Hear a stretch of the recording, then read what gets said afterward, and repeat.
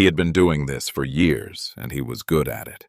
Not good in the way the department meant when it talked about clearance rates and community trust, and the kind of policing that built something lasting on both sides of the badge, but good. In the way a trap is good, efficient and patient and relentlessly reliable. The kind of good that never needed to announce itself, because it had never once failed. Officer Raymond Pruitt knew his territory the way a slumlord knows a neglected property, not with pride, but with possession. The dull and absolute certainty of a man who had long since stopped maintaining the thing he claimed to own and had simply settled into the comfort of owning it anyway. The east side of Del Rey Avenue belonged to him in every way that mattered on an overnight shift, and he had spent the better part of 22 years drawing the invisible lines that defined his patch and making sure that certain people understood, without being told directly that crossing those lines came with a cost he alone determined. That night, like most nights, his cruiser sat dark in the dead end of a service lane behind a pawn shop billboard on the east side of Del Rey. Headlights off, parking lights glowing faintly orange against the November cold, while white exhaust curled upward from the tailpipe and dissolved into the black sky above. Beside him, Rookie Officer Kevin Marsh was 2 sips into a gas station coffee that had already gone lukewarm, and several weeks into understanding that riding with Raymond Pruitt meant learning things the Academy had not taught, and almost certainly had never intended to teach things that arrived not in speeches or instructions but in silences, in the way Pruitt's hand moved to certain places on his vest before certain stops, in the specific quality of patience that Pruitt carried the way other men carried a flashlight, close and habitual, and always ready. Pruitt was watching the street the way a predator watches a place it knows well. Completely, still unhurried, his eyes moving in slow, deliberate sweeps that never seemed to lock onto anything in particular, and never seemed to miss anything at all. What he could not have known sitting in that service lane with his lukewarm coffee and his 22 years of certainty was that by sunrise he would be in handcuffs in the very building where he had put hundreds of other people in handcuffs, and that within a week his face would be the most watched face on 3 national news networks, and that within months a federal judge with 30 years on the bench and absolutely no patience for the story he was going to try to tell would hand down 13 years and strip every financial benefit he had spent his career carefully accumulating, transferring it all, every dollar, to the 6 people whose lives he had manufactured charges against and whose names he had never once thought about after the paperwork was filed. All of it was going to happen because of a black woman in a dark coat who had a headache and needed cold medicine. What he could not have known, what he would spend the rest of his life trying to understand and never fully managing to, was that the woman he was about to stop was not a civilian, not a random target, not anyone he could run through the machinery he had been operating for years without consequence, because she was the consequence she had been assigned to him specifically by the State Police Bureau, because precincts like his did not fix themselves, and she had spent 16 years building exactly the kind of career that existed for precisely this purpose. Her name was Captain Diana Caldwell, and she was his new commanding officer, and her official start time was that morning, and she had arrived a full day early. He was not thinking about any of that. He was thinking about the end of his shift, watching the street, waiting. That was the last comfortable thought Raymond Pruitt would ever have. The apartment above the dry cleaner on Sycamore Street smelled like someone else's pressed shirts and fresh paint over old walls, and Captain Diana Caldwell had lived in enough temporary places over the years to know that smell. The particular combination of institutional cleanliness and borrowed time that told you a space had been prepared for your arrival without being in any way shaped by your presence. She had moved 13 times in 16 years of this work, and every apartment had been some version of this one functional bear, stripped of anything that required more than a weekend to unpack, because the assignments moved, and she moved with them. And somewhere around year 4, she had stopped noticing the impermanence and started treating it as a kind of precision traveling light, as a deliberate practice rather than a resignation. There was one thing she did in every apartment before she opened a single box, before she made coffee or found the bathroom light switch or figured out which burner on the stove ran hot. She placed the framed photograph of her mother on whatever flat surface was closest to where she would wake up in the morning. Gloria Caldwell had cleaned office buildings for 31 years night shift downtown Columbus, and she had never once called the work beneath her, had never let her daughter see her, treated as anything less than exactly what it was. Honest labor done with care, worth doing right. And on the day Diana made detective, Gloria had held her daughter's face in both hands and said very quietly that the only thing more dangerous than a corrupt cop was a patient one, and she had meant it simultaneously as a warning about the world and as a description of her own daughter, and Diana had understood both meanings immediately and had been turning them over in her mind ever since. The Sycamore Street apartment held besides the photograph a small succulent on the kitchen windowsill. She kept one in every place she lived, the kind of plant that survived being forgotten, because it had evolved specifically for neglect, and she had forgotten them many times in many cities, and they had always outlasted the assignment, and a single bag of dark roast coffee on the counter and nothing else that was not still in a cardboard box. She had left a relationship 5 years ago, a good and patient man in Columbus, who had told her for 2 years that he understood her work and had then discovered, in the way that understanding sometimes collapses into its own weight, that knowing what someone's work required was not the same as being able to live with it, and she had not blamed him for that, and did not blame him now, because she had gone into this work with clear eyes and a full accounting of what it would cost, and that accounting had included certain things she had accepted as the price and certain things she had not expected to grieve, and had grieved anyway. She did not speak before 7 in the morning if she could avoid it. She drank her coffee black. She had a small, exact sense of humor that surfaced in unexpected moments and vanished just as quickly, leaving people uncertain whether they had imagined it. The Delray district assignment had come through the Bureau 3 weeks ago, a corruption probe that had produced no indictments on a technicality the year before, several officer resignations, 2 more currently under review. A union that had turned inward on itself so completely that the union had essentially become the precinct's immune system, rejecting anything that looked like oversight, as though accountability were an infection rather than a requirement. The Bureau's directive was 2 sentences, fix it or close it.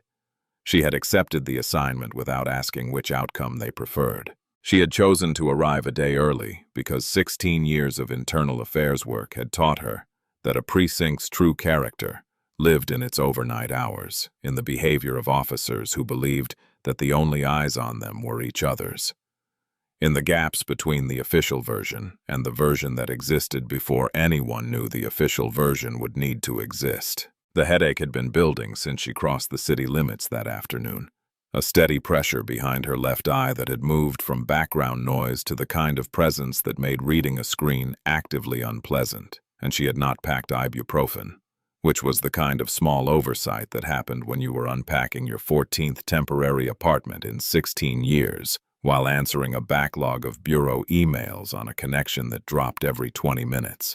There was a 24-hour pharmacy 4 blocks from the precinct sector boundary.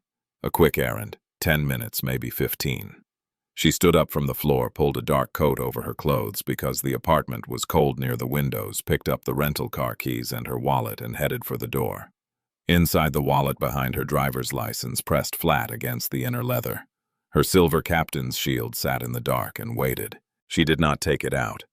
In the morning it would go on her uniform. Tonight it was just a piece of metal. Raymond Pruitt had spent 22 years waiting for the department to recognize what he believed he was, and the department had spent 22 years declining, and neither of them had changed their position in all that time, which had produced in Pruitt the particular kind of resentment that calcifies slowly into something harder and more dangerous than anger, something that stopped asking for acknowledgement and started taking compensation in other currencies. He had requested the detective track 4 times. He had been passed over 4 times. He had failed the lieutenant's exam twice, the official reason listed in his file as his complaint record, which was the thickest in the building by a margin that had long stopped being close. And he had constructed around each of these failures an explanation that cast him as the victim of a department that didn't understand real police work, real street work, the kind of results-driven enforcement that oversight boards found uncomfortable precisely because it was effective, and this explanation had served him so well for so long that it had graduated from excuse to conviction to identity. He pressed his own uniform shirts because he didn't trust the precinct's laundry contract to get the creases right. He kept his cruiser immaculate. His service weapon was cleaned on a schedule he maintained in a small notebook he kept in his locker. In everything he could control appearance equipment, the personal space he maintained with a consistency that people who worked around him had learned not to violate. He exercised a precision that would have looked to an outside observer almost like discipline. In the things he could not control, he had found a different kind of compensation, and it lived in the inner left panel of his tactical vest behind a Velcro closure. He had installed himself in the precinct parking lot one evening, after a shift working by the light of his phone, with the careful attention of a man who understood that what he was building needed to work reliably and leave no obvious trace. Inside the pocket on most overnight shifts was a small sealed Ziploc bag containing a white powdery substance that field-tested positive for cocaine. He had used it 11 times in 6 years, and each time he had chosen his target by criteria that lived in his gut and nowhere in writing. Black or Latino alone after dark, driving a vehicle that suggested money they weren't supposed to have on his patch without visible explanation. No name that reached the deputy chief's level, no attorney on speed dial. No standing. No way to fight back against whatever the report said. He had never been challenged. Not once. Every report had held. Every defendant had been processed exactly as he had calculated they would be processed quietly, without the resources to dispute the version of events he had written for them. The first time 3 years into his career, he had spent the entire shift beforehand convincing himself it was a one-time decision, an exception, a specific circumstance that would not repeat, and when the paperwork held and the defendant disappeared into the system, and no one looked closely enough to see the seam in the story, he had told himself he'd been right about the man, that sometimes your instincts knew something, the evidence didn't show, and you did what you had to do. That was the thing nobody warned you about when you crossed a line and nothing happened. The line didn't move back. You moved.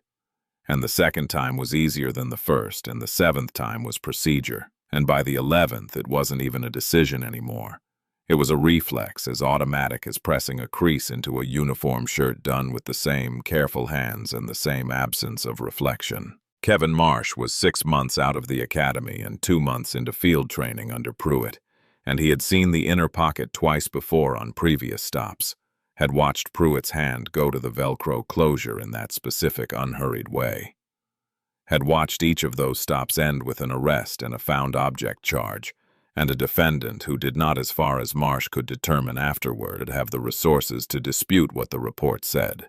He had not reported it. He told himself he wasn't certain enough that a rookie complaint against a 22-year veteran would vanish before it reached anyone with the authority to act on it, that you needed more than what he had. That patience was a form of strategy, not a failure of nerve. These things were not entirely untrue, but they were not the whole truth either.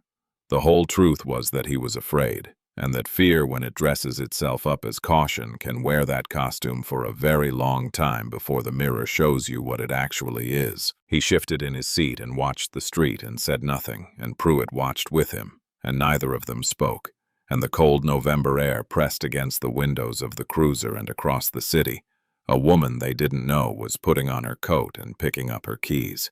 The State Police Bureau's Fleet Division had assigned Diana a vehicle that looked from the outside like a standard black luxury sedan, unremarkable. Forgettable, the kind of car that doesn't announce anything about the person driving it, which was precisely the point. What the exterior didn't show was the recording system built into it, a 360-degree high-definition camera array that covered exterior and interior simultaneously with a pinhole lens. Mounted flush in the ceiling console that was invisible unless you were looking for it and knew exactly what you were looking for. And the whole system uploaded every frame of footage in real time to a secure state server that kept everything indefinitely unedited with timestamps and GPS coordinates embedded in the metadata. Diana had been driving this particular vehicle for nearly a year, and it had recorded with absolute impartiality everything that happened in and around it.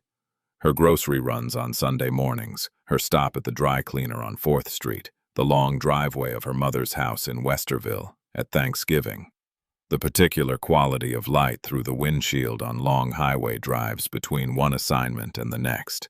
It had also provided the footage that made her previous case airtight, and she trusted it the way she trusted a reliable colleague, not blindly, but based on evidence accumulated over time. She backed out of the Sycamore Street parking space at 11:40 in the evening, the heater running against the cold, the pharmacy address already clear in her mind, 4 blocks east on Delray. Turn north on Cortlandt, 2 blocks, the green sign would be visible from the intersection. She did not see the cruiser in the service lane behind the pawn shop billboard when she pulled onto the street, because the cruiser was dark and she was not yet looking for it. But she clocked it the moment it pulled out behind her, recognized the angle of the trailing headlights, the specific, unhurried pace of a vehicle that was following without wanting to appear to be following, and she recognized it with the immediate certainty of someone who had spent 16 years studying exactly this kind of behavior from the other side. She did not panic. She did not speed up. She ran through her checklist with the practiced efficiency of a person who had been in situations like this before and had long since resolved at some point in her adult life that she was never going to be the one who broke first. Speed limit exactly confirmed on the gauge. Signals every turn, even the right onto Delray where no one else was coming. Full stop at Delray and Cortlandt, 2 full seconds, both feet on the brake. Hands 10 and 2 on the wheel, visible, clearly empty. She did everything a reasonable officer would require because she was professional and because some part of her that had been doing this work for 16 years already understood with a cold and patient clarity that the officer behind her was not going to be reasonable and that she needed to give whatever was about to happen absolutely no room to become her fault. The light bar came on 2 blocks from the pharmacy, flooding the interior of her car with red and blue light that pulsed against the storefronts on both sides of Delray Avenue. She tapped the blinker. She glided to the curb without drama, as though she had been expecting this and had simply been waiting for it to catch up to her. She killed the engine. She placed both hands on the wheel at 10 and 2 and rested them there and waited, looking straight ahead through the windshield at the dark street, the pharmacy sign visible half a block away, green and steady against the November night. The last thing she thought before the driver's side door of the cruiser opened behind her was that she had meant to call her mother earlier that evening and had forgotten, and that she would call her in the morning and that it was going to be a long night. She was right about all 3 of those things. Pruitt had run the rental plates before he pulled out of the service lane, standard procedure.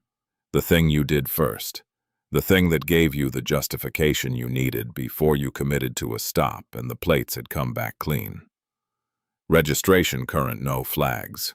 Nothing that any reasonable reading of the data would call actionable. He pulled out anyway. The calculation ran through him the way a reflex runs below the level of conscious thought, faster than language, a pattern. Recognition sequence he had run so many times it had become invisible to him, the way breathing was invisible. Rental plates on an upscale sedan, east side of Delray.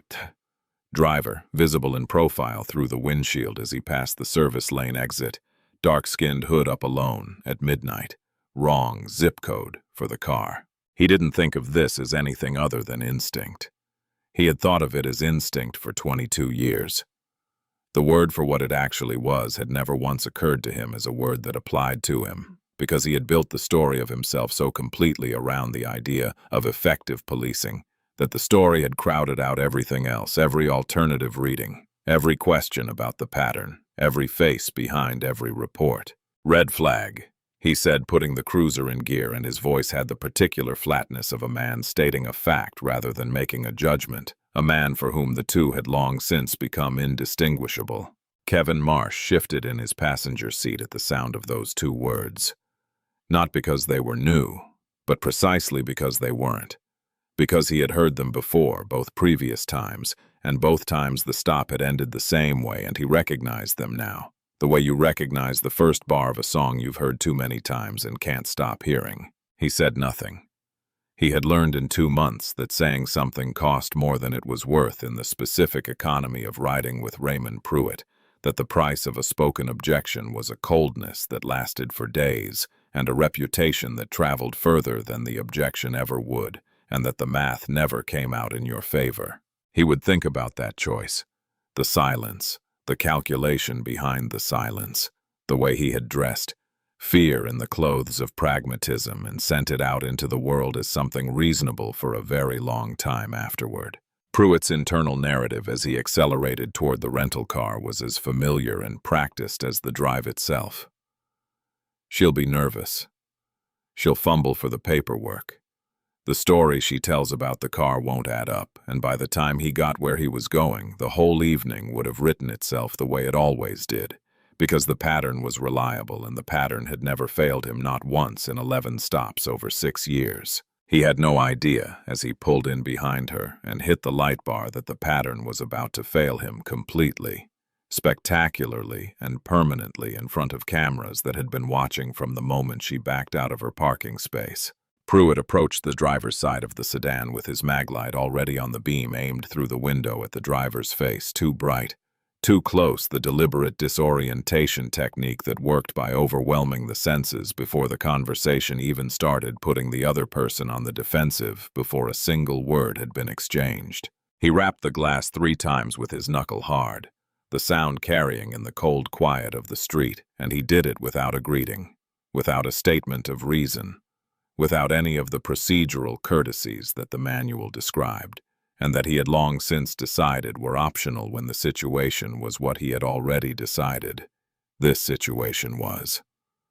Diana lowered the window. She had removed her sunglasses. She had been wearing them for the migraine light sensitivity even in the dark, because certain kinds of pain respond to pressure and darkness, the way a bruise responds to ice, and she set them carefully on the dashboard and looked at the officer beside her window with the particular quality of attention she brought to everything that mattered, which was complete and unhurried, and absolutely unafraid. She handed over the rental agreement, the insurance card, and her driver's license without being asked, because she had decided in the moment. The light bar came on to give him exactly what procedure required, and not one thing more, to be cooperative in a way that was also unassailable, to make the stop go exactly where it was going to go without contributing a single unnecessary variable. She did not hand over the shield. "May I ask why I was stopped?" "Officer." Her voice was even measured, unhurried. The voice of a person who had asked that question before and understood that the asking itself was documentation that everything said on this curb was already part of a record, whether it was written down or not. Pruitt's jaw tightened in a way that was barely visible but entirely real, a small physical contraction that she registered and filed along with everything else, because she had spent 16 years reading the small physical contractions of people who were trying to control something they were losing control of. He did not like the voice.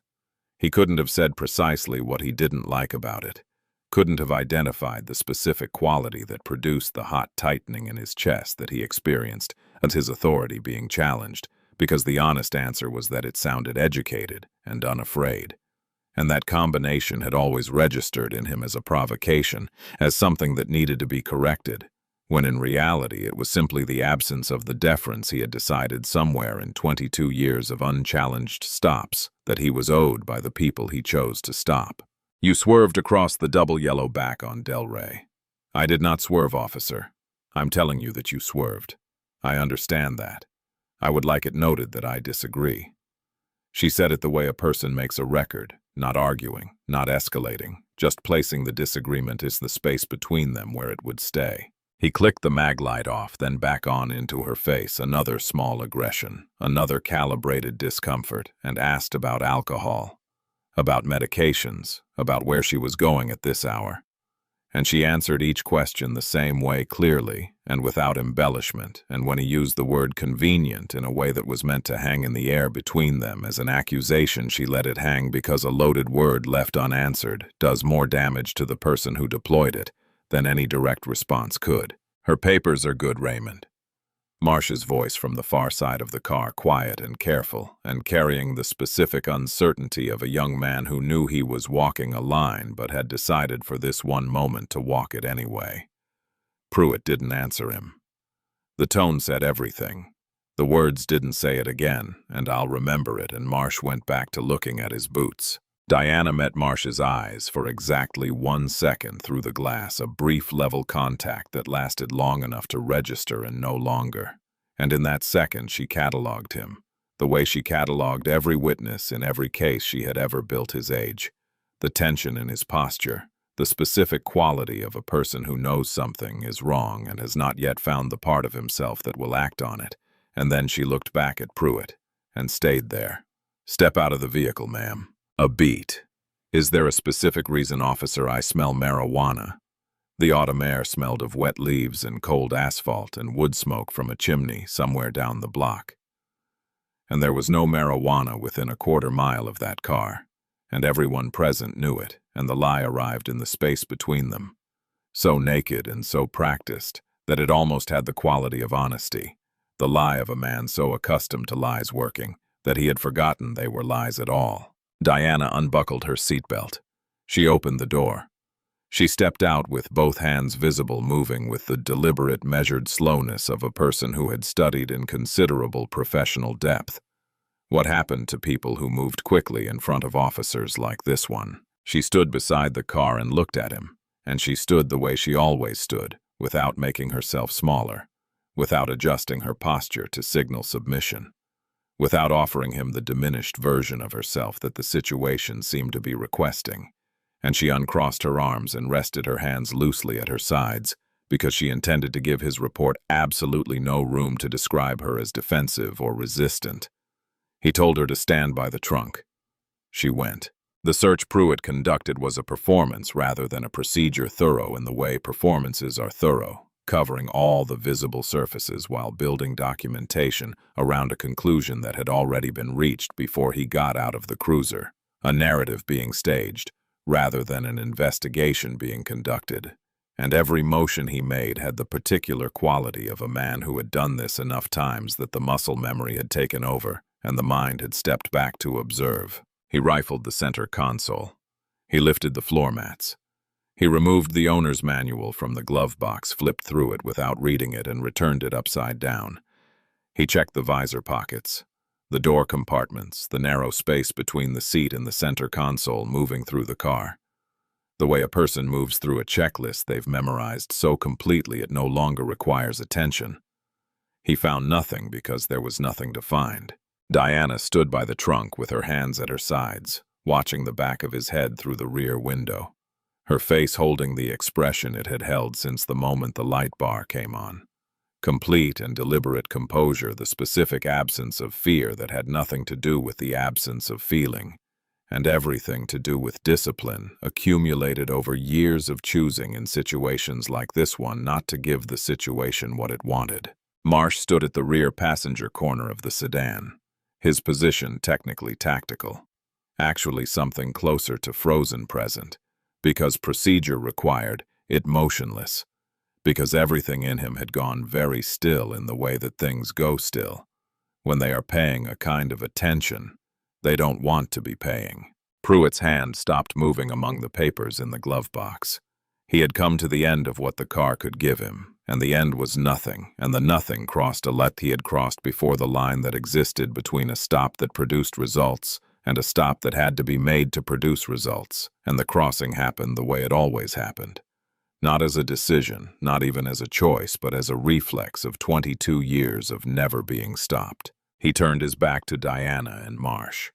His right hand went to the inner left panel of his tactical vest, to the Velcro closure, to the small flat pocket behind it, and his fingers found the Ziploc bag and closed around it with the ease of a hand that had made that same movement 11 times before. He palmed it. He bent forward into the driver's compartment, his body blocking the angle from the street, his shoulders squared to cover the motion, and in one practiced motion, the practiced motion of a man who had done this enough times to be efficient about it. He set the bag on the floorboard, and in the next motion he picked it back up, and he straightened and he turned around. He did not know about the pinhole lens in the ceiling console.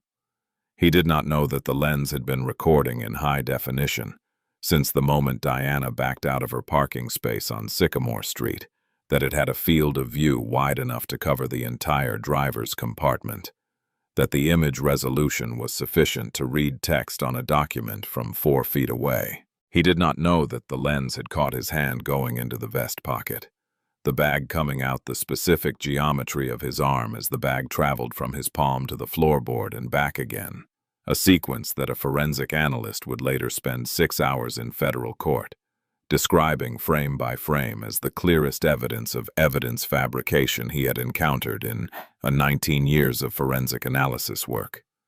He did not know any of that. He stood up, turned to face Diana, held the bag in the beam of his maglite between his thumb and forefinger, and the grin arrived before the words assembling itself on his face with the particular satisfaction of a man who had just confirmed what he already knew. "Looks like your evening just got a lot more complicated." Diana looked at the bag, then at his badge number pinned to the left chest of his uniform, then at his name tag right side. Her gaze traveled between these 3 things with the unhurried precision of someone making a record, and when she spoke, her voice dropped 1 register.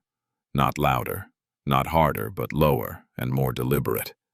The drop in temperature that precedes a storm rather than accompanies one. "Officer Pruitt, badge number 312. You are claiming you found that in my vehicle." "That is exactly what I'm claiming. I want that noted on the record as well." "Note whatever you want." He unclipped his handcuffs from his belt. "Turn around. Hands behind your back." She turned. She placed her hands behind her back fingers together, wrists presented with the specific compliance of a person who intended to give him nothing. Not 1 extra word, not 1 unnecessary movement, not a single syllable that would appear in the report as something other than what it was. And in the moment, the cold steel closed around her wrists, ratcheting tight with the familiar mechanical sound she had heard from the other side of dozens of arrests. She made the decision she had been moving toward since she first heard his maglite rap against the window glass. Let this go all the way to its destination. Let him write the report. Let him book her. Let him lock the cell. Let the lie travel up the chain in writing until it landed in the commanding officer's inbox. In the morning, the commanding officer was going to walk in and read it herself. Across Delray Avenue in the 2nd-floor bedroom of a narrow brick house that had been his for 31 years, Marcus Tibbs woke up when the light bar strobed across his ceiling, the red and blue pulse that had become over 3 decades of living on this block, as recognizable as the sound of rain, more familiar and considerably less welcome. He was 63 years old and had not slept well in years, and the list of things that woke him had grown longer as he'd gotten older, in a way nobody warned you about the ambient sounds of the neighborhood at 2 in the morning. The specific quality of silence that meant something was about to break it. The particular kind of light that moved through curtains in ways that other kinds of light didn't, and he had learned over time not to fight the waking, but to work with it, to look at what there was to see and then decide what to do about it. He crossed to the window, parted the curtain, and looked down at the street. He had watched this block change across 31 years. Watched the hardware store become a cell phone repair place, become a pawn shop. Watched the families cycle through the houses on both sides. Watched the storefronts change and the trees grow, and the street get repaved twice. And he knew every car that belonged on Delray Avenue at night, and every car that didn't, which was how he knew immediately that the black sedan at the curb was not from this neighborhood. What he also knew, standing at the window in his undershirt and reading glasses, was that the driver's hands were exactly where they were supposed to be visible on the wheel, not moving, not reaching the posture of someone doing everything right, and that the officer leaning into the driver's window had the particular posture of a man who was not having a reasonable conversation. He had seen enough stops on this street over 31 years to know the difference between an officer doing his job and an officer doing something else entirely, and what he was watching did not look like the first thing. He steadied his phone against the window frame, found the camera, started recording. His angle turned out to be better than he realized. In the moment, the service lamp on the corner of Delray and Cortlandt cast enough light to catch the details he didn't know were important. Yet, the specific motion of the officer's arm, the vest pocket opening the hand. Going in the geometry of the return, the bag traveling from one place to another in a sequence that was brief and practiced, and in the cold light of a November street lamp entirely visible. After the cruiser pulled away with the black sedan's driver in the back seat, Marcus stood at the window for a long time, holding his phone, watching the empty curb where the car had been. Then he sat on the edge of his bed and thought about who he was going to send the video to, because this was not the kind of thing you sent to the Delray District tip line, and he had known that for longer than he had known almost anything else about this neighborhood. He opened an email he had saved in his contacts for years without ever using it, the address of Patricia Webb, a civil rights attorney he had known when they were both younger and living on the same block on the west side, who had told him one evening, years ago over coffee on her porch, "Marcus, if you ever see something that needs to be seen, send it to me first. Before you post it anywhere, before you call anyone, send it to me first." He attached the video. He wrote 2 sentences. He hit send. He went to bed, and for the first time in longer than he could clearly remember, he fell asleep without difficulty and slept through the rest of the night. Patricia Webb watched the footage twice in the dark of her home office, her reading glasses on her coffee going cold beside her laptop, and then she picked up her phone and called a number she kept at the top of her contacts for exactly this kind of 11:30 at night call. Assistant U.S. Attorney James Rollins picked up on the second ring. She sent him the video without explaining it first, and she listened to the silence on his end while he watched it. A silence that had the quality of concentration rather than absence, and when it ended he was quiet for several seconds that she had learned to wait through. "That vest pocket," he said, finally his voice carrying the specific evenness of a man controlling a strong reaction, "is going to be the most expensive zipper in the history of Ohio criminal law." He was already at his laptop before they finished the call, and a federal warrant application was on a magistrate's desk before morning, and the footage was already moving through the particular channels that footage like this moves through in the hours before dawn. A neighborhood accountability forum. A news producer checking alerts at 2 in the morning, a national desk editor who flagged it and sent it up the chain before anyone at Delray District had the faintest idea any of this was happening. In cell 4 3 blocks away, Diana Caldwell sat on the metal bunk with her back straight and her feet flat on the concrete and ran the sequence one more time and felt with the cold and patient certainty of someone who had been building cases for 16 years, the trap closing exactly as she had designed it to close. Pruitt walked Diana through the back intake bay of the Delray District PD the way he walked every arrest hand on the upper arm above the cuff line grip. Harder than the walk required, steering her toward the booking desk in the manner of a man who wanted the room to understand that he had arrived with something, that the something was his, and that its arrival reflected well on him. The overnight booking room was what overnight booking rooms always were. Fluorescent light that had the quality of light that had been on too long without being changed, surfaces that carried the accumulated residue of a building that processed human misfortune 6 nights a week and cleaned thoroughly on Sundays, and the particular combination of institutional smells that told you exactly where you were before you looked around to confirm it. Several officers on the far end were working through a DUI case with the bored efficiency of people who had done this 1,000 times. A plainclothes detective was eating a sandwich at the coffee station. Behind the elevated booking counter sat Sergeant Frank Bauer, a heavy man in his late 50s with the face of someone who had stopped being surprised by anything approximately 15 years ago and had been getting by on that decision ever since. "What did you bring me?" Raymond Bauer asked the question, landing somewhere between professional and performative, and Pruitt's answer had the easy cadence of a story he had told before. She had been rolling through the east sector alone at midnight in a rental sedan. Pruitt said the driver visible as suspicious from the moment he ran the plates, and a search of the vehicle had produced cocaine under the driver's seat, and she had been difficult from the first moment the lights came on. "Thinks she's royalty," he added with a glance toward Diana that was meant to invite the room's assessment and find it agreeable. Diana said nothing. She stood where he had placed her 2 steps in front of the booking counter, hands still cuffed behind her back, and she looked at Bauer and then at the detective with the sandwich, and then at the DUI officers at the far end, moving her gaze from face to face with the unhurried deliberateness of a person building a witness list in real time. The intake form proceeded, and she gave her name when asked, and her address, the Sycamore Street apartment, her new Delray address and her date of birth. And then came the occupation field, and she paused for exactly 1 beat before she answered.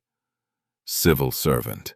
Pruitt turned to the room with the grin already forming and performed a brief and ugly comedy about the DM5 and tax forms and cubicles, and then stepped closer to her and dropped his voice into something he had calibrated as intimidating, and said, "You know what the difference is between you and every other person I've put in a cell tonight? Not a single thing. You all look the same from where I'm standing. You always have." The detective stopped chewing. One of the DUI officers looked up. Diana did not blink, did not adjust her posture, did not offer any of the reactions that the statement was designed to produce. She simply filed it, the way she filed everything useful precisely and permanently as evidence. The moment it left his mouth, as words spoken in front of witnesses that were going to travel much further than the man who spoke them had any idea. Bauer picked up her wallet from the property tray. He flipped it to the driver's license, confirmed the name against the intake form he was typing, and closed it. And he did not open the inner flap, and behind the driver's license, in the dark of the folded leather, the silver captain's shield sat and waited. He bagged the wallet, sealed the evidence bag, logged the tag number, and slid it into the property locker, and the slot clicked shut with a small, decisive sound. He hesitated, then a fraction of a pause, barely perceptible. The hesitation of a man who had processed enough of Pruitt's paperwork over enough years to recognize the particular shape of it, and who had spent those same years choosing in moments like this one not to look at what the shape meant. And then he opened his mouth. "Ma'am, if you'd like to." "She doesn't want anything," Pruitt said, loud and easy, already moving. "Put her in 4. Let her sit with the overnight crowd till morning. She can make her call from the payphone when she's processed." Bauer closed his mouth. He typed. Pruitt walked her down personally, which he always did. The corridor from the booking desk to the holding cells was his favorite part of the process. The part where everything had already been decided and the only thing left was the closing of the door. The particular finality of it. The sound of the lock engaging behind someone he had just removed from the world he policed. His hand went to the back of her neck for the second time that night, higher this time, fingers pressing into the base of her skull with more force than the walk required, and no procedural justification at all, steering her through the threshold in a way that was entirely personals. The specific force of a man asserting through physical pressure a dominance that the situation had not actually given him. She stumbled at the door, her shoulder catching the metal bunk frame, the jolt sharp and deliberate and entirely unnecessary, and a small hiss of pain escaped before she controlled it. Pruitt laughed, the same laugh she had heard from the street. Genuine, ugly, the laugh of a man who finds that kind of thing funny. Easy there. These floors are unforgiving. He stepped back and looked at her with the particular savoring quality of a man reviewing something he is satisfied with, and then he looked at the cell door, and something in his face said that what he was about to do, the closing of this specific door, was the best part of the whole evening. Diana turned to face him through the bars, and her voice was very quiet when she spoke, quiet enough that it required Pruitt to pay attention, which was itself a kind of authority.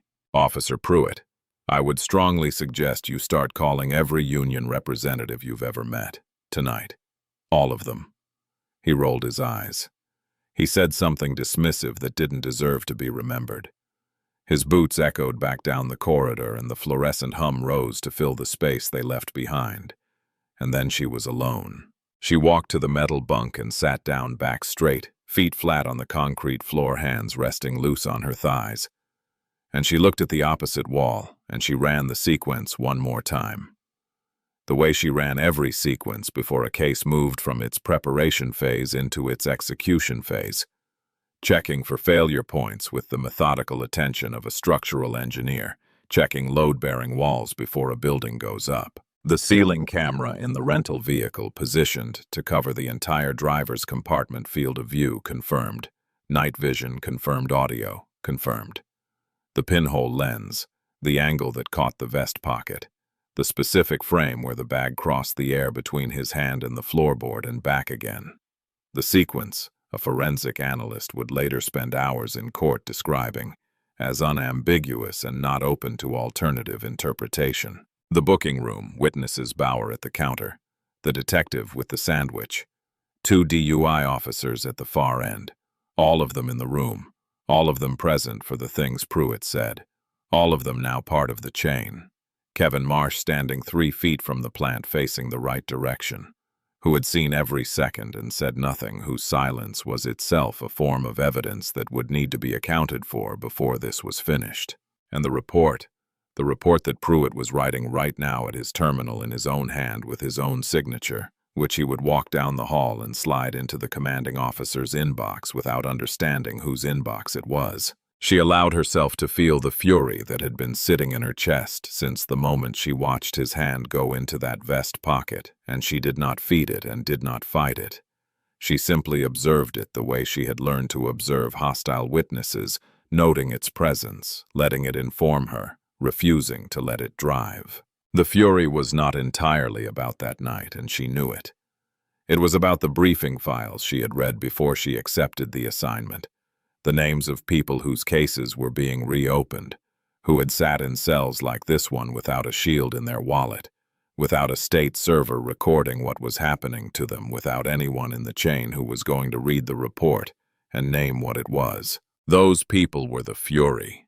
Those people were why she was going to stay on this bench for the remaining hours without touching that badge, without making a single phone call, without doing anything at all to interrupt the process that Pruitt was completing for her in writing with his name at the bottom. Patience in a case like this was not a virtue. It was the weapon. She closed her eyes not to sleep, but to wait, and the fluorescent light hummed above her, and the building was quiet, and somewhere down the corridor, a man was writing a report that was going to destroy his own career with his own signature.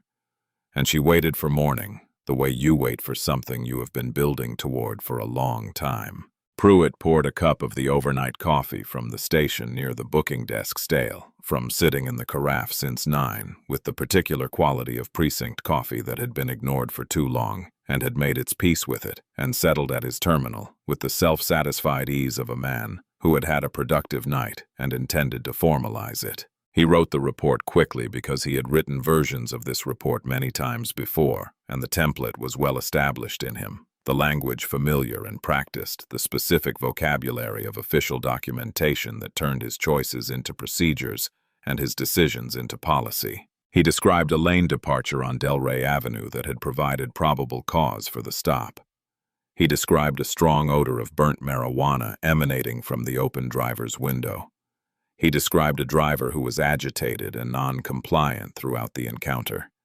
He described a white powdery substance observed in plain view on the floorboard of the driver's compartment, visible during a lawful search conducted incident to probable cause field tested positive for cocaine. None of it had happened. All of it was signed.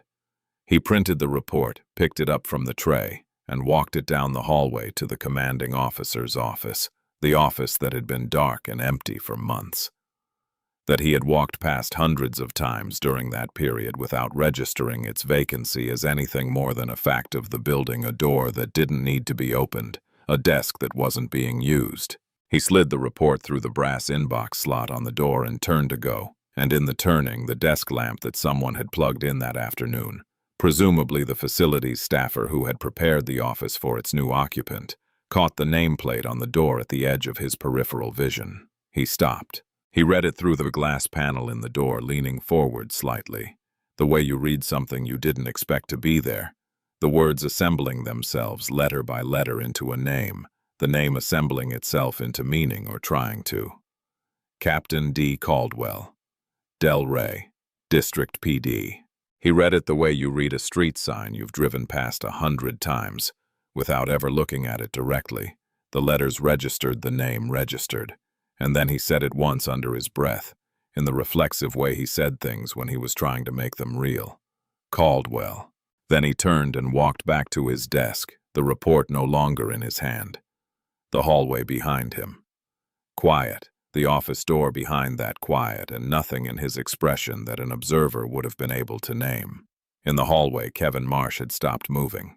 He had been heading to the bathroom at the end of the shift, walking the corridor in the particular autopilot of a young officer in the last 30 minutes of a long overnight, and he had stopped the moment he saw Pruitt at the office door, drawn by the specific stillness of someone who has seen something and gone still around it. Marsh pressed himself against the wall and watched Pruitt's profile, the reading, the lips moving with the name, the face processing the information with no visible result, and then the turning away, the footsteps receding back toward the bullpen. Marsh stayed against the wall for a long time after the footsteps faded. The name on the glass panel of the commanding officer's office door was the same name on the top line of the arrest form he had watched Pruitt fill out 3 hours ago. The same name on the intake form he had watched Bauer type. The same name on the woman sitting in cell 4 right now with Pruitt's cuff marks still on her wrists. He went back to his desk. He sat down. He stared at the blank terminal screen with his hands resting on the keyboard and didn't type a single word, and every few minutes he looked at the corridor that led to the cell block, and he thought about the choices that had brought him to this desk on this night. And he tried to decide whether there was a version of himself that could walk out of this building at the end of the shift and look in the mirror tomorrow morning and recognize what he saw. He already knew the answer. He just hadn't said it out loud yet. Deputy Chief Leonard Hargrove walked into the Delray District briefing room at 7:15 in the morning, and the room read him the way briefing rooms read unexpected presences immediately, collectively, without anyone saying a word about it. Hargrove had come up through internal affairs before his promotion, and officers in the building understood what that meant. He did not appear at morning briefings to observe or participate, and when he did appear, it was because someone in the room was about to have the worst day of their career, and the only question was, which someone? His eyes moved across the seated officers in the slow, horizontal sweep that the room recognized as something between an inventory and a threat assessment, and the chatter that had been building before his entrance stopped the moment he cleared the doorway. He gripped the edges of the podium and looked at the room before he spoke, and the look was not friendly. The precinct's period without a permanent commanding officer, he told them, ended today. The Bureau had assigned Captain Diana Caldwell to Delray District effective this morning. She had been scheduled to arrive before the briefing to review the overnight logs and prepare for her introduction. She had not arrived. Her phone was going to voicemail. If anyone in the room had had contact with Captain Diana Caldwell in the last several hours, he needed to know about it now. The silence that followed was not the ordinary silence of a room waiting for more information. It was the specific altered silence of a room in which a statement has just retroactively changed the meaning of everything that preceded it. The silence of people who are rapidly reorganizing what they thought they knew about the last several hours. At the back of the room, Sergeant Frank Bauer went still in the complete way that a large man goes still when something has arrived that he was not prepared to meet, his hands closed around the overnight arrest manifests on his clipboard. The intake form on top, the name he had typed himself 5 hours ago, now visible in his peripheral vision without him needing to look at it directly. A name that had been sitting at the edge of his awareness since he slid the evidence bag into the property locker and heard the slot click shut. The clipboard tapped once against his leg before he could steady his hands, a small sound in the silence of the room that was nevertheless audible. In the second row, Raymond Pruitt's brain performed the connection that his arrogance had been actively preventing since he read the nameplate in the hallway.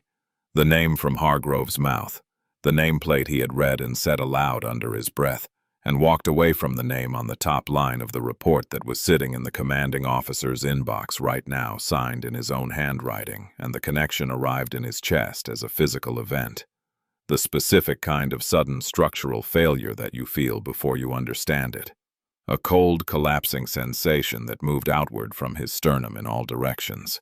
The color left his face from the top down in slow, visible stages, the way color leaves a thing that is losing heat, first the forehead, then the cheeks, then the jaw, leaving behind a gray-white pallor that several officers would later describe in their statements as the most dramatic physical transformation they had ever witnessed in a human being in a matter of seconds. His mouth fell open. His hands came down to his thighs and rested there with the quality of things that had forgotten their purpose. His legs went flat on the floor. Something that had been solid in his chest, the foundational certainty that he had built 22 years of decisions on the bedrock conviction that the machinery he ran was unchallengeable because the people it ran on were unchallengeable, was now liquid, and he could feel it spreading into the places where the solid thing had been.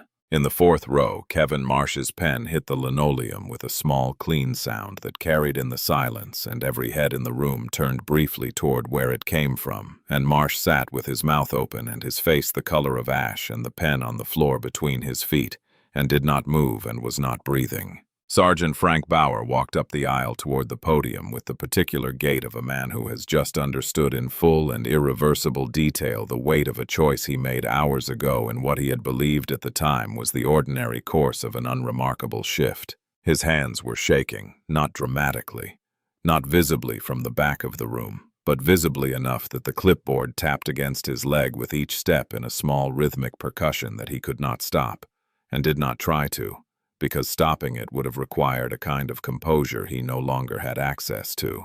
He stopped in front of the podium. He extended the clipboard to Hargrove. He said in a voice that came out smaller than he intended, "Deputy Chief, I think I know where Captain Caldwell is." Hargrove took the clipboard, adjusted his reading glasses, and read the top page. The briefing room, which had been silent, became something that went further than silence.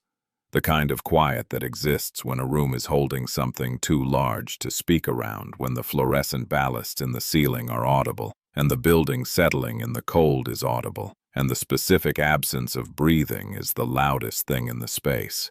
Hargrove's expression traveled through professional irritation and blank disbelief, and arrived at something that was not an expression so much as a weather event. His jaw set in a way that moved the muscles at the corners of vein at his temple made one visible movement, and then his face went entirely still in the way that certain faces go still when they have made a decision that is complete and will not be revisited. He lowered the clipboard. He lifted his eyes. They found Raymond Pruitt in the second row with a precision that had nothing accidental about it. "Officer Pruitt." A whisper. It was worse than shouting would have been. "Sir, did you make a narcotics arrest last night on Delray and Cortland, one Diana Caldwell?" Pruitt's voice reached for its usual authority, the flat, unimpressed delivery of a man who had been asked to account for his work many times before and had never found the accounting difficult and produced something 3 full registers below it. "Routine traffic stop, Deputy Chief. Controlled substance possession. The vehicle was... Before you booked this individual, did you run her prints?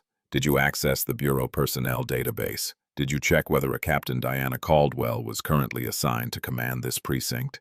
The silence stretched between them like something physical. "That's not standard procedure for a..." "Pruitt." The voice did not rise. It did something more effective than rising. It became quieter, and the quietness had a specific weight. The weight of authority that has no need to compete with noise because it has already won. "You did not arrest a drug dealer last night. You arrested your new commanding officer, who has been sitting and holding cell 4 of this precinct for the last several hours." The briefing room made a sound. Not words, not a collective statement, but the involuntary sound of dozens of people inhaling at the same moment, and not one of them finding the exhale. A coffee cup tipped near the left wall and no one moved to catch it. A rookie near the back door said something under his breath that he immediately wished he hadn't said. Somewhere to Pruitt's left from someone came a single, broken note of disbelief. Not laughter, but the sound that lives in the same territory as laughter, and arrives when disbelief is too large for silence. Pruitt's face did something that the officers who were watching it would describe afterward in various ways that all amounted to the same thing. It changed completely in visible layers over several seconds in front of everyone. the specific dissolution of a certainty, so long unexamined that it had become part of the man's foundation, and watching it dissolve was watching something fundamental give way. "That's not possible," he said. She was in a hoodie. She was driving a rental. She didn't identify herself. She was not required to identify herself. Hargrove said to avoid being framed by her own officers. He turned to the lieutenant on his right and said, "Get the keys to cell 4. Now." They walked the corridor from the briefing room to the holding cells in a line, Hargrove leading the lieutenant behind him with the key ring, Bauer behind the lieutenant with the clipboard and his eyes on the floor, and behind Bauer Pruitt, each step arriving a fraction of a second late with the quality of steps that require separate and individual decisions and keep arriving after the moment they were needed. Behind Pruitt, at the back of the line without announcement or ceremony, walked Kevin Marsh, hands loose at his sides, face set with the particular resolution of a person who has done the math on something they have been avoiding doing the math on, and arrived at an answer they are going to have to live with either way. In the corridor, Pruitt's mind ran the sequence on a loop that he could not stop, and that kept arriving at the same place, the nameplate he had read and not connected the report he had written and signed the 11 previous times. This had gone exactly as calculated, the specific logic that had made the calculation so reliable for so long. The voice at the cell door warning him to call his union representatives. The specific quality of composure in that voice that he had read as arrogance and that he now understood was something else entirely. He had been completely wrong. Not wrong about a procedure, not wrong about paperwork, but wrong about the fundamental thing underneath every decision he had made in that vest for 6 years. The premise that had allowed him to choose his targets the way he chose them. The premise that the calculation was safe because the people it ran on had no way to fight back. This time the calculation had failed because he had chosen wrong, and the distance between wrong and catastrophic was exactly the length of this corridor. And he was walking it in front of a deputy chief and a sergeant and a rookie and everyone else in the building who would hear about this before the morning was over. The key turned in the lock with the particular sound of institutional hardware that has been used many times and is entirely indifferent to the specific circumstances of any particular use. And the door groaned open on its hinges, and the corridor filled with the smell of the holding cell concrete and metal and the particular flatness of recycled air, and the doorway was dark for a moment, and then the light caught the figure on the metal bunk. Captain Diana Caldwell was sitting exactly as she had been sitting for the last several hours, back straight, feet flat on the concrete floor, hands resting loose on her thighs, and she rose in one smooth, continuous motion that had nothing in it of someone rising from a jail cell, and everything in it of someone rising from a chair at the beginning of a meeting they have been preparing for. She adjusted the cuffs of her dark coat. She ran one hand through her hair. She stepped out of the cell. She looked at Hargrove. "Deputy Chief, I apologize for missing the briefing. I was unavoidably detained." Something moved behind Leonard Hargrove's eyes that had the specific quality of a man watching something survive considerable odds while remaining entirely intact, and he said, "Captain, on behalf of this department, Let's not do that yet, Leonard." A beat. "Yes, ma'am." She looked past him, past Bauer, past the lieutenant with the key ring, and her eyes found Raymond Pruitt, and stayed there. She held the look for several full seconds. The corridor held its breath around it, and the officers within earshot went absolutely still in the way you go. Still when you understand that what is happening in front of you cannot be interrupted, and what her face communicated in those seconds was not anger and not triumph, and not the particular bright satisfaction of vindication that people who haven't done this work imagine you feel in moments like this one. It was something more considered than any of those things. It was the expression of a woman who had been waiting in a professional and deeply patient sense for exactly this kind of moment for a very long time, and who had nothing left to prove to anyone in this corridor, and everything still left to do, and who understood the difference between those two things clearly enough to show it on her face. Pruitt could not hold it. After several seconds, he looked at the floor, the first time in years he had looked at the floor in front of another officer in a way that was not a procedural choice but a defeat.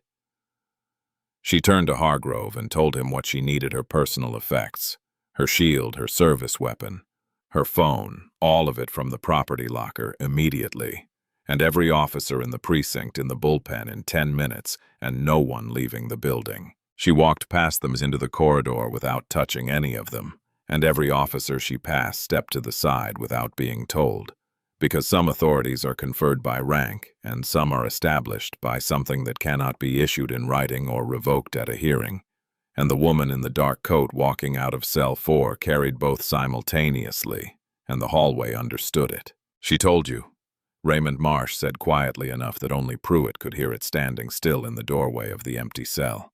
"She told you at the door to call your union rep. She knew. She knew the whole time."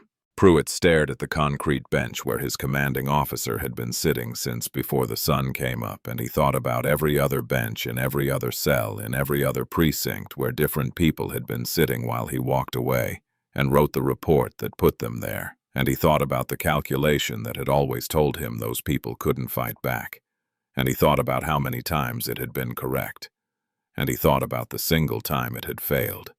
And he understood finally, completely, and too late, why it had always been correct, and what that correctness had actually meant and what it made him. He had nothing left to say.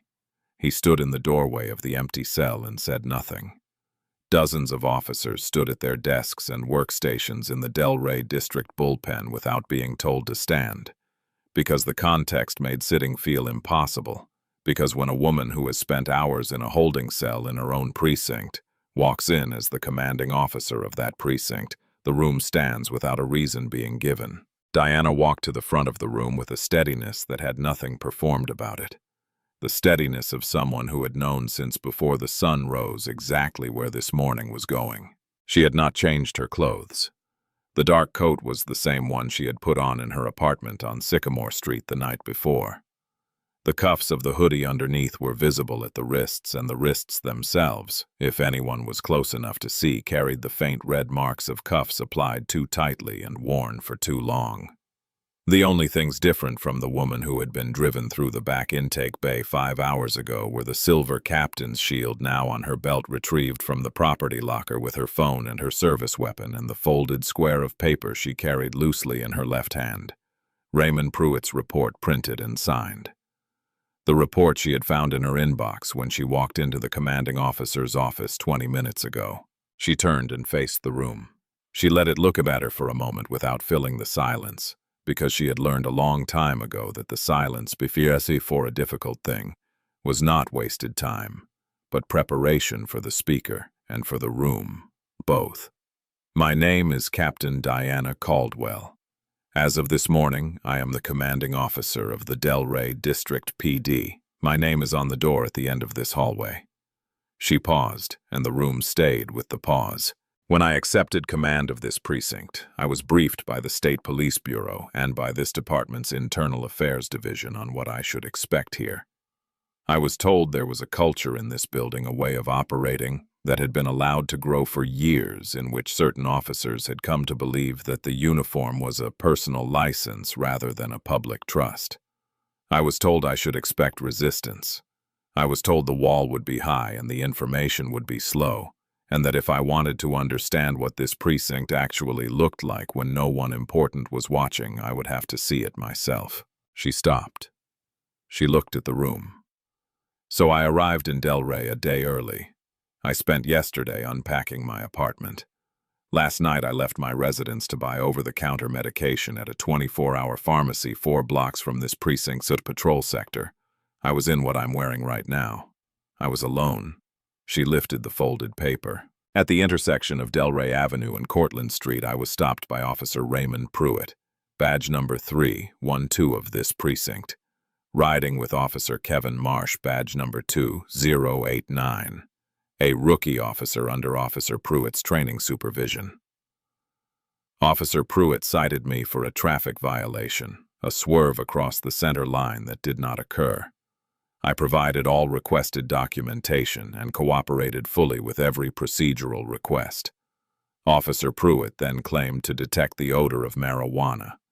That substance was not present in my vehicle or in its vicinity. He ordered me out of the car. He conducted a search that yielded nothing, no contraband of any kind. She let that hang for a moment. At that point, Officer Pruitt reached into the interior pocket of his tactical vest, removed a small sealed bag containing a white powdery substance, entered the driver's compartment of my vehicle, placed the bag on the floorboard, and then retrieved it and announced that he had found it. The room made no sound. He drove me to this building. He walked me through this booking room.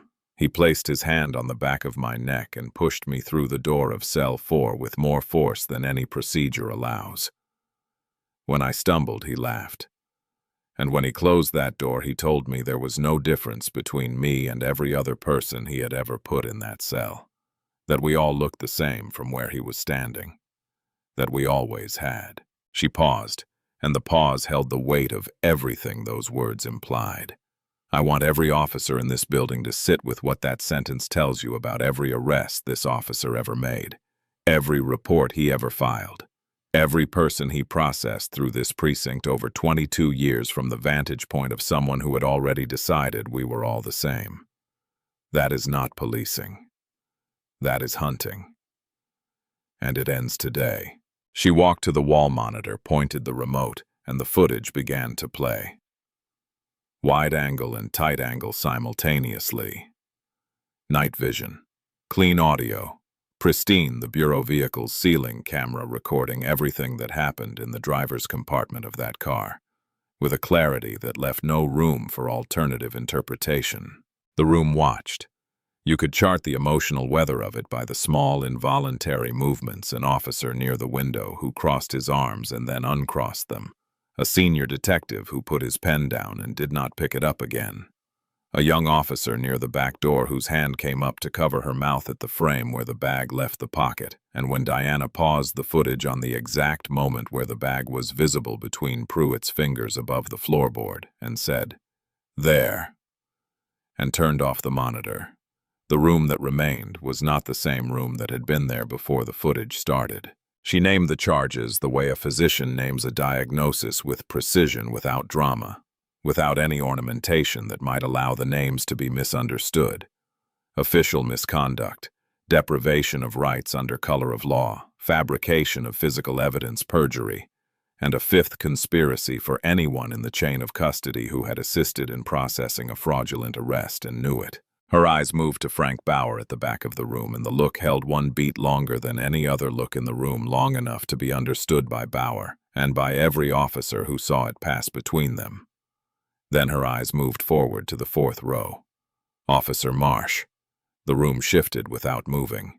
You were present for the entirety of the stop on Delray and Cortlandt last night.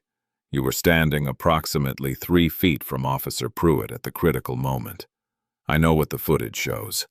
I am giving you one opportunity in front of every officer in this building to tell me what you saw with your own eyes. In the third row, Pruitt turned his head toward Marsh with the specific look of a man who has nothing left to negotiate with except the fear he can still put in other people.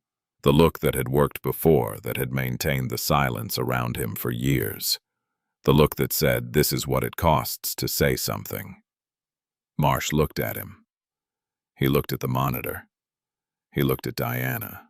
He looked down at his boots, and weeks of watching and staying silent and telling himself he was being strategic rather than afraid moved through him in a single fast and bitter pass.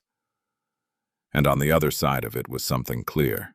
Not comfortable, not easy, but clear. And he looked up. "I saw Officer Pruitt plant the narcotics, Captain."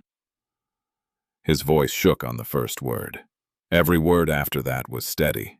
There was no swerve. There was no marijuana odor. The search was conducted without cause. He removed the bag from the interior pocket of his tactical vest and set it on the floorboard and retrieved it. I was 3 feet away. I watched him do it. A breath. I wanted on the record that during my time training under Officer Pruitt, I was told on 2 separate occasions that the inside pocket was there for stops that didn't produce what they were supposed to produce. I didn't report it. I'm reporting it now, and I will testify to every word of it under oath. The wall broke. You could almost hear it. Years of precinct tradition, years of the particular arrangement that made Raymond Pruitt's method possible. The accumulated weight of everyone who had known and said nothing and typed the forms anyway. All of it going at once in a single statement delivered in a voice that shook at the start and didn't stop shaking and spoke every word anyway. Pruitt came off his desk with the specific momentum of a man who has nothing left except his hands and has decided in a fraction of a second that his hands are enough, moving across the aisle toward Marsh with his arms extended and his face stripped of everything except the animal desperation of a man watching.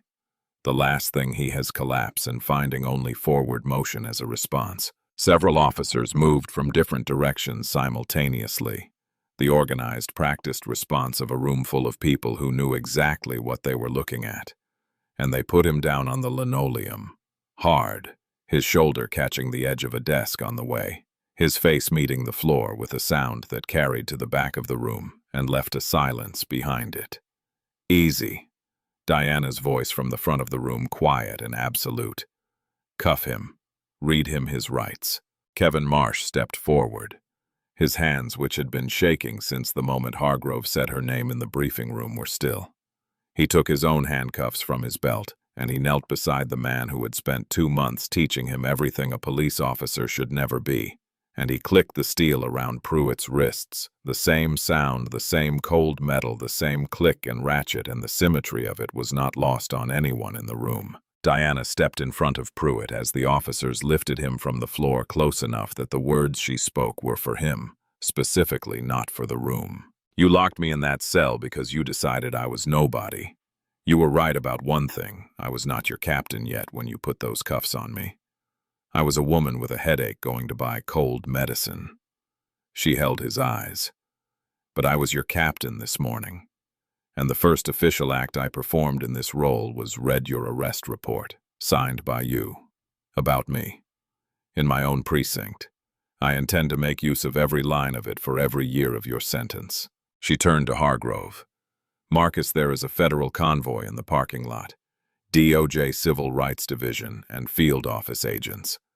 I placed the call from Cell 4 after the state server confirmed the footage upload. They have a warrant for Officer Pruitt. They have subpoenas for his locker, his cruiser, his personal phone, and his terminal. They've been waiting, as if the building had been listening for that word. The bullpen doors at the back of the room opened and a line of agents in charcoal suits walked through DOJ Civil Rights Division credentials on lanyards. Movements precise and entirely without haste, and took positions at every exit and stood there without speaking. The federal arrest warrant landed on the booking counter with Raymond Pruitt's full name on it. On the wall monitor, someone noticed the morning news playing on mute and nudged the officer beside him, and that officer read the chyron and turned it toward the next officer without saying anything. Breaking viral footage raises civil rights questions over Delray District. Traffic stop, federal investigation confirmed. In the lower corner of the screen, Marcus Tibbs' phone footage was playing on a loop. Federal investigators opened Raymond Pruitt's locker and cruiser with a search warrant signed by a federal magistrate before 7 in the morning, and what they found did not surprise the investigators. But it confirmed something that the briefing files had only been able to suggest, that what had happened on Delray Avenue was not an isolated incident, was not a bad night, was not an aberration of any kind, but the most recent instance of a method that had been running for 6 years with the specific confidence of something that had never been interrupted. Inside the tactical vest, 3 more Ziploc bags identical to the one in the footage. Inside the locker in a manila envelope at the back of the top shelf, 7 driver's licenses belonging to people whose names appeared nowhere in the precinct's recent arrest records. As defendants stopped, searched, released without charge, their identification retained as what a forensic accountant would later describe in language that made everyone in the courtroom go very still as trophies. The reconstruction of the 11 previous cases took several weeks of investigative work that involved pulling reports, comparing chemical analyses of the substances used, cross-referencing dates and locations and patrol assignments. And at the end of that work, there were 11 names, 11 people, all black or Latino, all stopped alone at night, all in vehicles that had triggered Pruitt's calculation, all processed through the same booking desk, with the same kind of report filed by the same hand, and investigators contacted each of them. Some were still incarcerated. Some had served their time and come out the other side into whatever diminished version of their previous life had been available to them after a conviction. Jobs lost, custody arrangements disrupted, apartments lost, relationships strained past breaking, and some had been trying with the particular determination of people who have been told by the machinery of institutions that their version of events does not matter to rebuild. One man had lost his job and his apartment in the same month, and then 3 years later had lost primary custody of his 9-year-old daughter in a proceeding where his criminal record was raised as a factor, and he had maintained his innocence for all 4 years since his conviction with the specific, stubborn clarity of someone who knows what happened and has nowhere to put the knowing. When the call came, he sat in silence for so long that the investigator on the phone thought the line had dropped. Then he said, "I know. I told them. I told them from the beginning." And the investigator said, "I know you did." Pruitt, in federal detention, did not know about these calls yet.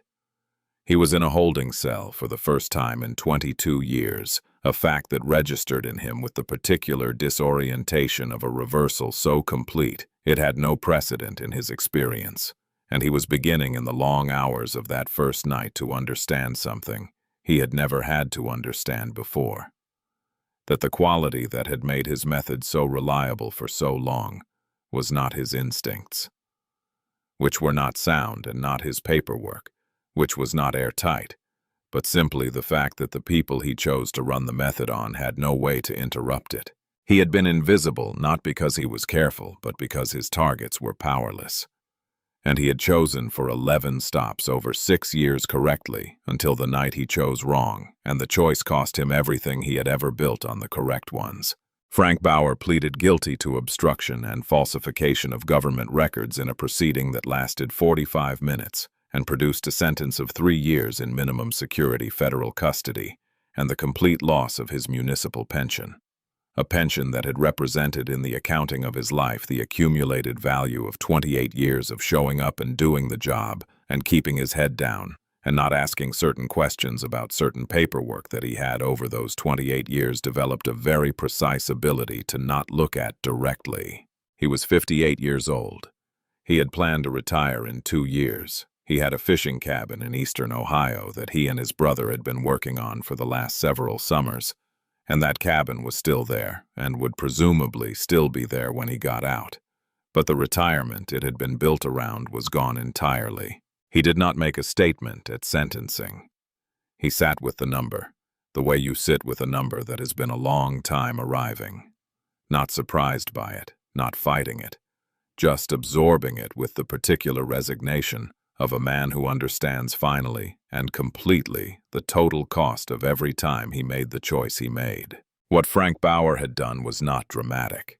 He had not planted evidence, had not written false reports, had not followed a woman in a dark coat to a holding cell and laughed when she stumbled at the door.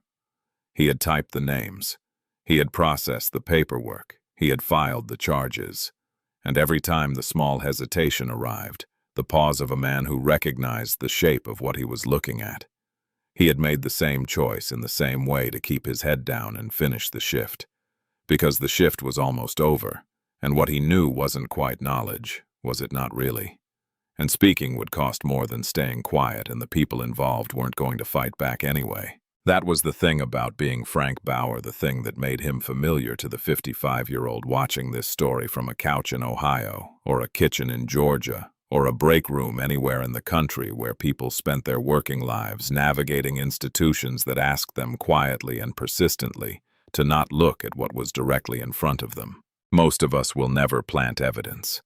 Most of us will never put our hands on the back of someone's neck and push them into a cell and laugh when they stumble. But most of us have been in a moment that had the shape of Frank Bauer's moment, where we saw the form in front of us and typed the name anyway, where we felt the hesitation and chose the shift, where we told ourselves that what we almost knew wasn't quite knowing, and that silence was a form of neutrality rather than a choice. It was never neutrality. It was always a choice, and choices accumulate.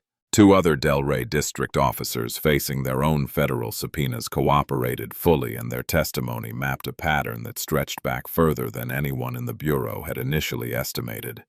stops conducted with rotating partners, targets chosen by criteria that existed nowhere in writing and everywhere in practice, evidence manufactured from a pocket that the precinct's own complaint process had never examined, because each individual complaint had been too small, the defendants too isolated, the outcomes too predictable, and no one in the building had ever assembled the pieces into the picture they made together. The system that had protected Pruitt was not a conspiracy. It was something quieter and more durable and more difficult to dismantle than a conspiracy. It was a shared understanding among people who had decided individually and without coordination that knowing was the same as not knowing if you arranged your eyes carefully enough. The United States District Court for the Southern District of Ohio called the case of the United States of America versus Raymond Allen Pruitt on a Tuesday morning in March. 5 months after the stop on Delray and Cortland in a federal courtroom that was full to its fire marshal's maximum with reporters and civil rights observers and family members of the 11, and in the front row of the public gallery, 6 of those 11 people themselves seated together, not speaking, watching the front of the room with the specific quality of attention of people who have been waiting for something for a long time and are not entirely sure yet that it has arrived. Pruitt came in each morning in a gray suit that had not fit him properly since the first week of federal detention, where the weight had come off him steadily, in the way that weight comes off people when the structure of their days is taken away. Not dramatically, not all at once, but in a persistent diminishment that had changed the way the suit hung on his shoulders and taken from him the physical occupying a room quality that had been part of how he moved through the world for 22 years. Without it, he looked like what he was, a middle-aged man in a courtroom with clear surveillance footage playing at full resolution in front of a jury that had no reason to look away from it. The prosecution built the case with the patience and precision of people who did not need to reach for anything, because everything they needed was already in evidence. The rental vehicle footage was Exhibit A, played uncut at full resolution with the audio at the volume. The courtroom system allowed the wide-angle and tight-angle feeds running simultaneously on adjacent monitors. Night vision. Clean the vest pocket, and the hand and the bag and the floorboard rendered in the kind of detail that left no version of the story intact except the one the footage told. One juror put her hand over her mouth at the frame where the bag left the pocket. A second closed his eyes and kept them closed for the remainder of the clip. A third wrote something on her notepad and underlined it twice without looking up. Marcus Tibbs testified and was unshakable, his window angle, his 31 years on the block, the specific quality of what he saw, and what made him reach for his phone. The footage itself, played alongside the Bureau vehicle footage, in simultaneous display, on 2 screens, 2 angles of the same seconds, the combined weight of them landing on the jury with a visible and collective impact. Kevin Marsh testified for nearly 4 hours. He had been granted use immunity in exchange for full cooperation, and he had come prepared to give that cooperation completely. He described the weeks of training, the selection criteria, the inner pocket, and what Pruitt had told him about its purpose. The stop on Delray Avenue in its entirety, from the moment the rental plates passed the service lane to the moment he heard a captain's shield clip onto a belt in the property room the following morning. He described what he saw. He described what he failed to report. He described why in the exact language of a person who had stopped disguising the answer. He did not look at Pruitt once during the entire course of his testimony. Not once. The jury deliberated for several hours. They returned guilty verdicts on all federal counts.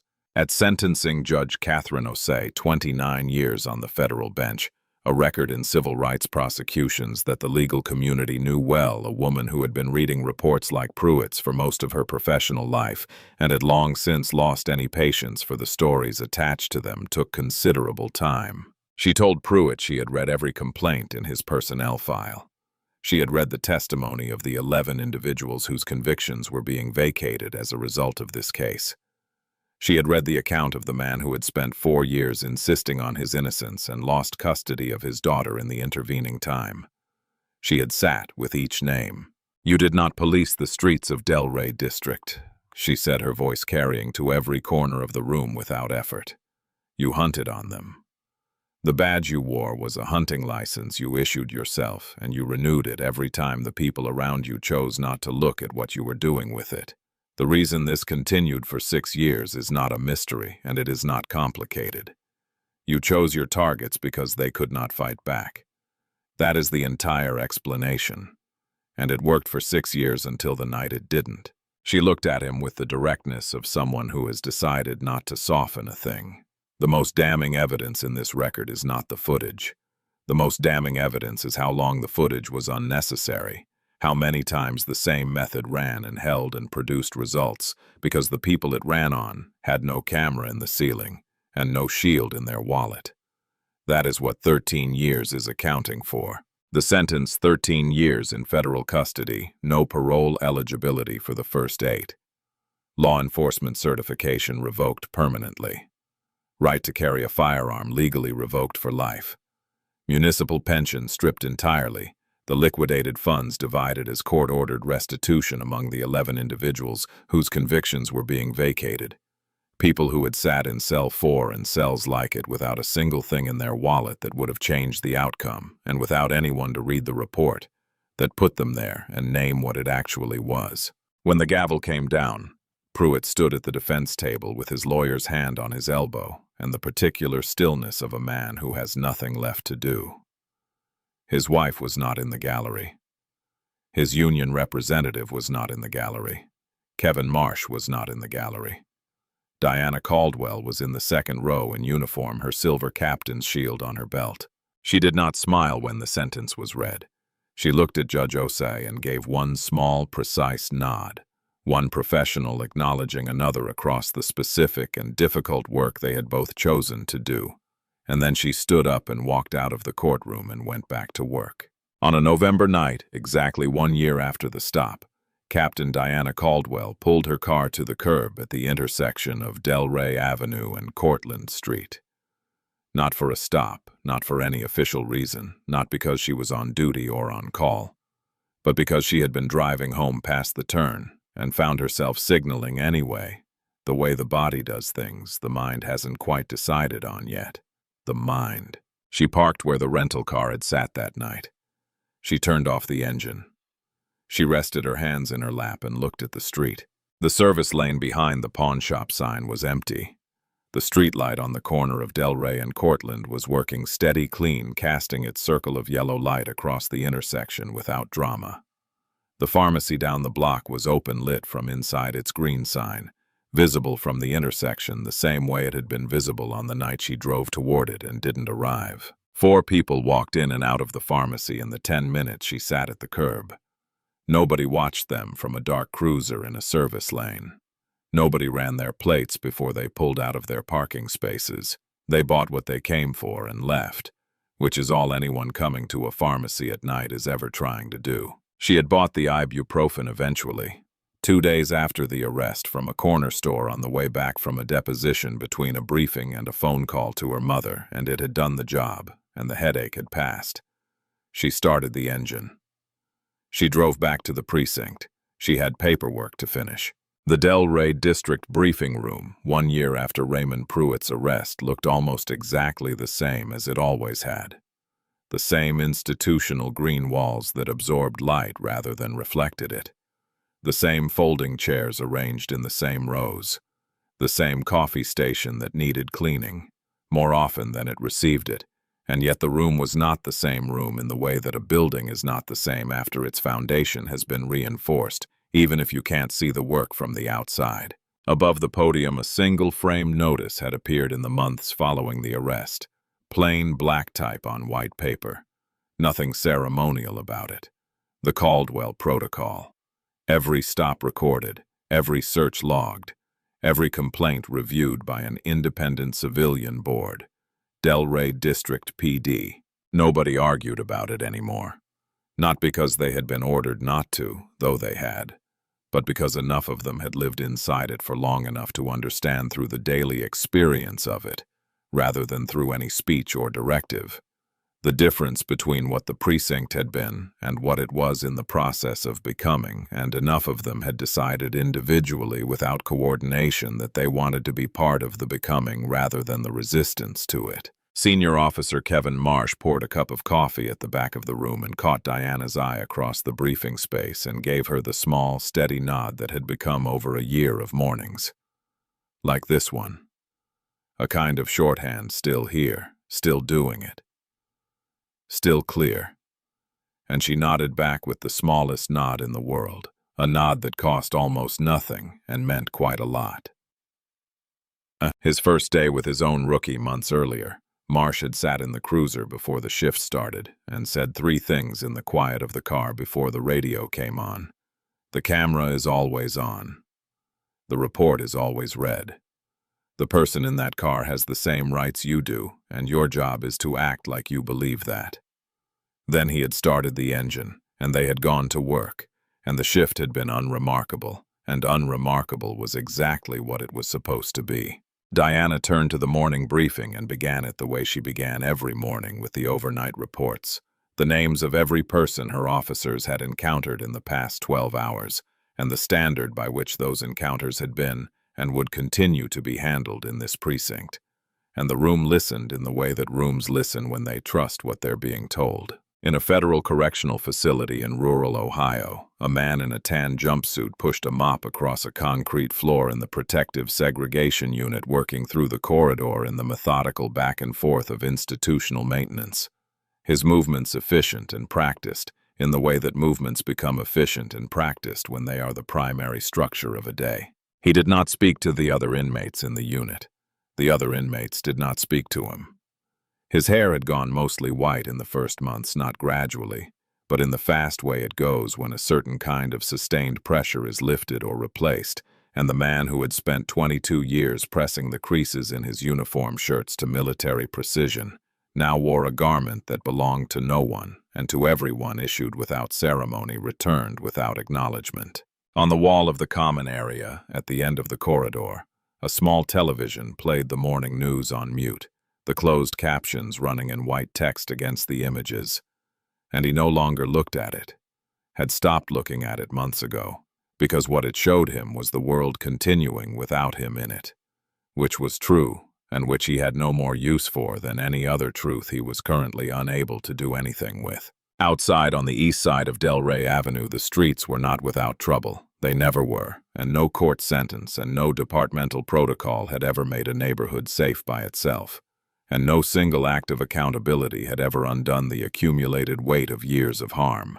But in the neighborhoods where his cruiser had patrolled, where people had developed the particular vigilance of those who watched their rearview mirrors as a matter of survival rather than curiosity, something was slowly, provisionally, and with the appropriate caution of people who had been given reasons not to trust easily, something was beginning to shift. A badge is a contract, not a crown, not a license, not a vantage point from which every face in every car looks the same. A contract between the person who wears it and every person they encounter while wearing it, a promise renewed with every stop and every report, and every choice made in the space between what you could do and what you should. In the Delray district on the east side of the city that most of the country had never heard of, the contract was holding. This story is not really about a police precinct in Ohio, and the more you sit with it, the more that becomes clear.